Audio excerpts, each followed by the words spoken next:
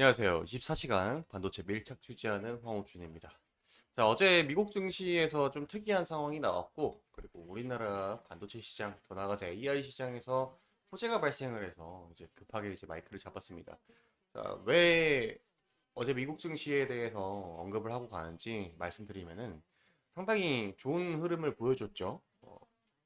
원래 이제 8월 달은 미국이 노동절 휴가 기간으로 대부분의 이제 매수세가 들어오지 않는 좀 그런 평탄하게 흘러가는 그러한 달입니다. 가장 이제 거래량이 적었고요. 올해 8월 달이.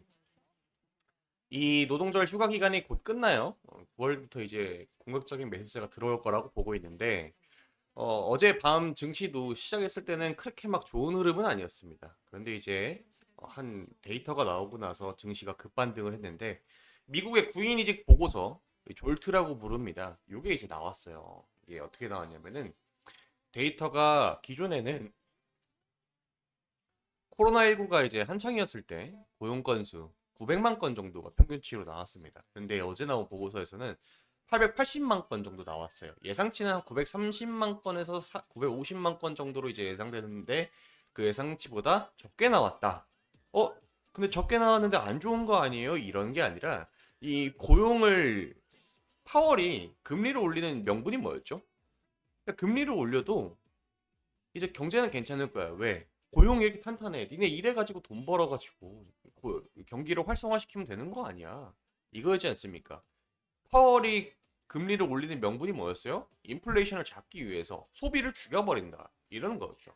니네는 돈 모으세요. 금리 올려줄게. 은행에다 돈 넣어놔. 그럼 되는 거 아니야? 그 기간 동안에 힘든 거는 일해서 벌어. 일자리가 이렇게 많은데. 이러한 주장을 펼쳤었죠. 그런데 어제 나왔던 이 데이터는 신규 일자리 숫자가 줄어들었다는 겁니다. 그 말은 즉슨 파월이 금리를 올렸던 명분이 어느 정도 사라졌다라는 겁니다. 그래서 시장이 기다렸던 데이터가 나왔던 거죠. 그래서 어제 미국 증시는 상당히 상승세로 마감을 했어요. 빨갛게 마감이 됐죠. 근데 여기서 중요한 거는 오늘은 알파벳, 이 구글의 오회사죠. 이 알파벳 A, C주인데 B주는 없습니다. 그거는 이제 논외의 얘기고 눈에 띄는 게 엔비디아와 눈에 띄는 게 엔비디아와 테슬라 그리고 알파벳 이렇게 가전 상승세가 좀 눈에 띄죠. 이거부터 얘기를 하려고 해요.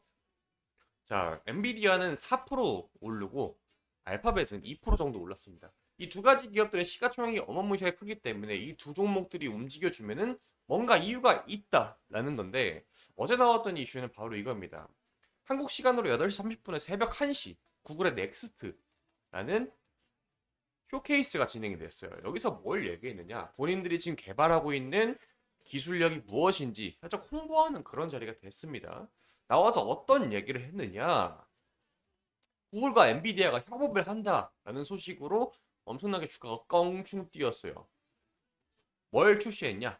듀엣 AI라는 걸 출시를 했는데 월 30달러를 내게 되면은 우리가 지금 데이터 할 수 있는 어떤 이제 스타트업들이나 혹은 데이터를 문서화할 수 있는 그러한 능력을 갖고 있는 플랫폼을 우리가 출시를 했다라는 겁니다. 그게 얼마다? 30달러입니다. 그런데 이 두 기업이 협업을 했다는 소식 속에서 알아봐야 될 거는 자, 글로벌 선도 기업인 구글이 어떤 걸로 수익을 냈었죠? 광고 사업이죠. 유튜브라든지 아니면 구글 검색을 해가지고 옆에 뜨는 광고, 맞춤형 광고라든지 이런 걸 하려면 데이터가 많이 필요한다는 겁니다. 그래서 엔비디아의 이 데이터 센터 그리고 데이터 클라우드 서비스를 구글과 합쳐가지고 새로운 시스템에 이제 협업을 콜라보를 한다라는 소식으로 주가가 많이 올라갔고 미국 증시가 상승하는데 조금 더 큰 힘이 될 수 있는 그러한 기반이 됐었죠.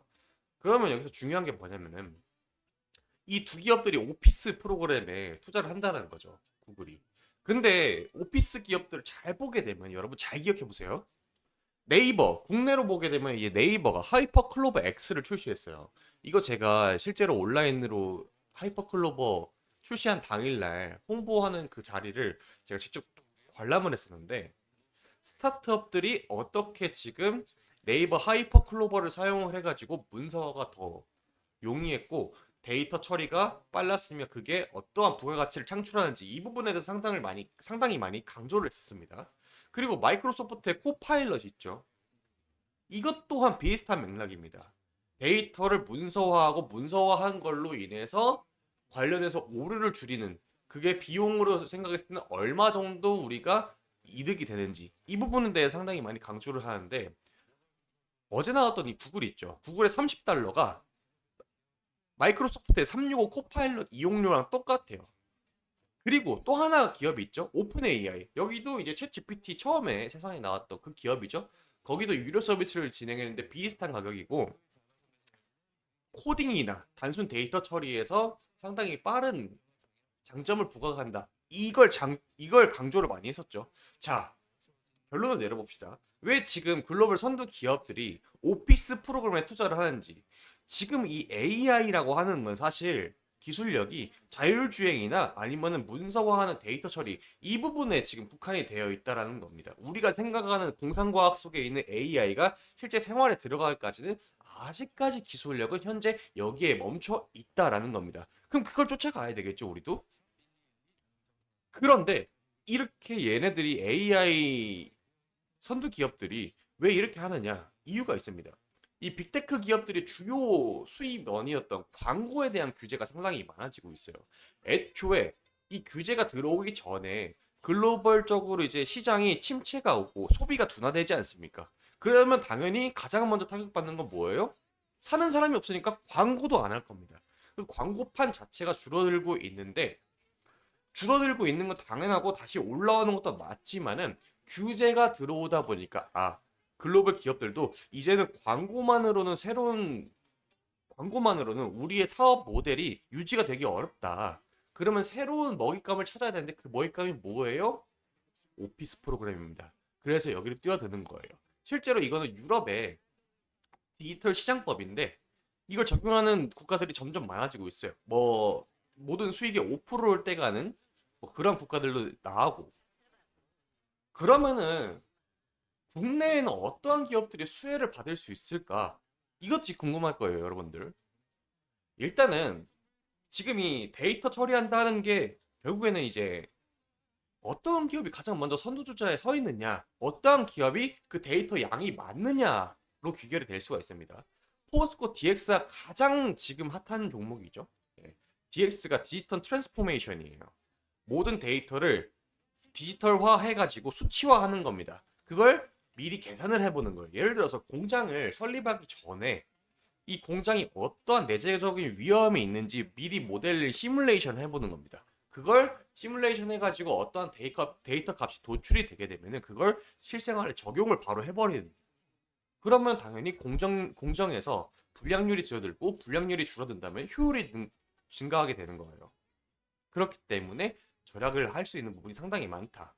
그 다음으로 이제 폴라리스 오피스인데 이거는 국내에 사용하시는 분들 많이 못 봤습니다. 혹은 맥북 사용하시는 분들이 이거 쓰는 거 많이 봤는데, 이 폴라리스 오피스는 외국에서 상당히 사용하는 사람이 많아요. 약 1억 8천 명 정도가 사용한다고 하는데 그 기간 동안에 쌓여있는 데이터가 상당히 많겠죠? 그러면 이 데이터를 원하는 기업들이 있을 겁니다. 왜? 우리가 필요한 게 지금 이 데이터를 문서화했던 기록들이 있는 기업이 필요한 거죠. 그럼 국내에 좀 사용량이 많은 한글과 컴퓨터도 생각이 많이 드실 겁니다. 이 세 가지 기업들이 현재 이 디지털 트랜스포메이션, 지금 이 광고 시장에서 이 DX 부분으로 넘어오는 기업들의 가장 큰 수혜를 받을 수 있는 세 가지 종목 오늘 좀 알아봤는데, 지금 당장은 여러분들 투자를 앞서기보다는 이러한 정보가 있다, 여러분들의 투자에 제 정보가 도움이 되는 쪽으로만 사용했으면 좋겠습니다.